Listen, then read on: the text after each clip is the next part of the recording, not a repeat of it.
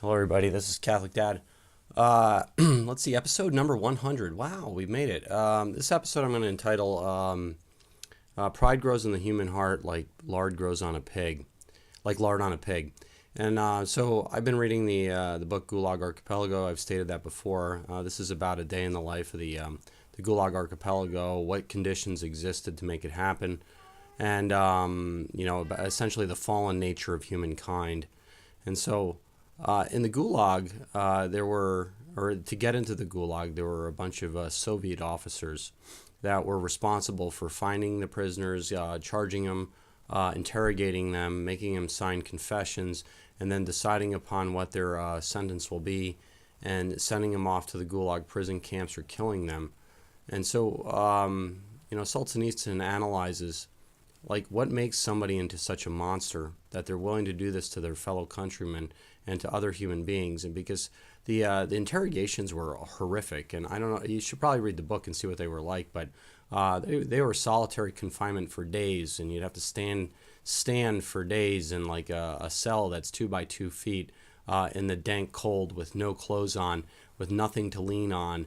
And so you'd have to try to sleep standing up, and then they'd pour bed bugs on you, and then they'd pull you out in the interrogation room, and they'd like torture your naked body and do horrible things to you to make you sign a confession about what you were guilty of and what you weren't guilty of. And so, eventually you just want to sign the dang thing so you can go off and either be killed or go to your work camp so you don't have to deal with the interrogation anymore. But so pride grows in the human heart like lard in a pig.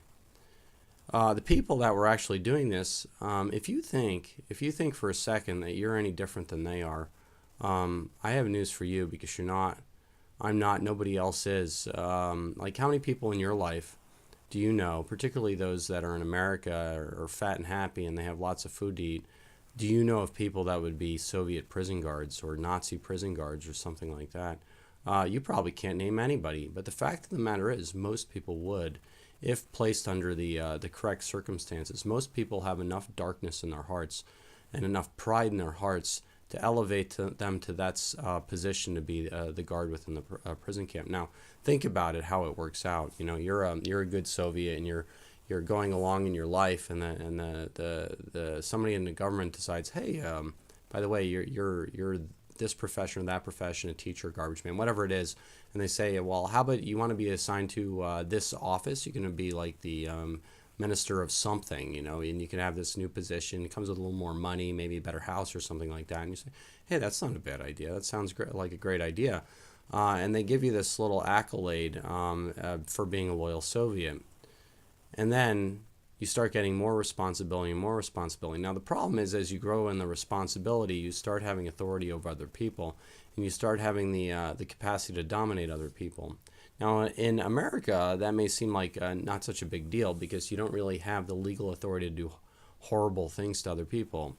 Well, you do, but not to the same extent as the Soviets. And so as you start moving up that ladder, how do you stop climbing the ladder? Because once they give you the authority to, once they make you an interrogator, how do you say no to that? Because if you say no to that, then you might be arrested suddenly for not being loyal to the state. They give you this opportunity. And so then you say no to that, and you end up a prisoner yourself, and you know how that's going to play out. It's going to be horrible. It'll either lead in your 10-year or 20-year imprisonment, or your torture, or your death. And so you slowly and quietly keep accepting more responsibility. Now, once you're in that position, and like in America, like, how noble do you think you are? I mean, we're not good at fasting. We're not good at prayer. We're not good at not getting angry. We're not good at the sins of the 6th and 9th commandment. We're very horrible at denying ourselves. Why do you think, if you were placed in that position, that you'd be any better at denying yourself the comforts of security? I mean, could you imagine in our lives if we were threatened with hunger or starvation or torture or anything like that? Could you imagine what you would do to get out of that? I mean, if you really can't even deny yourself a second serving, or you can't deny yourself, sins of the pleasures of the flesh, or you can't deny yourself even immoral thoughts, or you can't deny yourself anger, or you can't deny yourself, those things. What makes you think when you're placed in a situation of extreme duress, where people have the complete ability to dominate you and charge you with crimes that are not real, that you wouldn't cave under the pressures and do as they say? For you to think that you're any better than a Soviet prison guard, well, pride grows in the heart, in the human heart, like lard on a pig, because your heart is designed to elevate yourself, designed to go higher, designed to make you think you're better than yourself. And that's not what good people do. It's not what moral people do at all. Moral people and good people try to tear themselves down. When you descend into the desert for 40 days, you go into the desert to analyze yourself. This is Lent now, people. You go into the depths of the desert and you descend into your own personal hell and you start ripping yourself apart. Because are you good enough to deny yourself food? Are you good enough to deny yourself all the lower appetites and all the pleasures of the fallen nature of humankind? Because if you're not good enough to do that, then you're not good enough to deny yourself the capacity to dominate other people. Because if you can't control yourself, how are you going to control yourself when placed with great fear, great danger, possible starvation, possible hunger, possible torture? Because you're no better than a Nazi prison guard, and you're no better than a Soviet Gulag officer. You get to pick people out of a population. You get to personally seize their private property. You get to sentence them to jail, and you get to elevate yourself higher and higher and higher. And if you decide to go down that rung of elevation, if you try to climb down that ladder of personal accolade and personal elevation within the Soviet state, then you may become a prisoner yourself. And so that's the dangerous cycle of the whole thing. But just remember, when we look at people and we snub our noses at them, or we think they do such horrible things ourselves, we shouldn't be able to judge people like that, because we're probably no better than they are. In fact, in this Lent, I want you to think about that. I want you to think, are you able to overcome the being thrown into being an officer within the Soviet regime that picks people out for arrest, that charges them with crimes that may or may not be true, that's essentially responsible for them to admit their guilt in the crime? And if you don't do it well, you potentially become a prisoner yourself.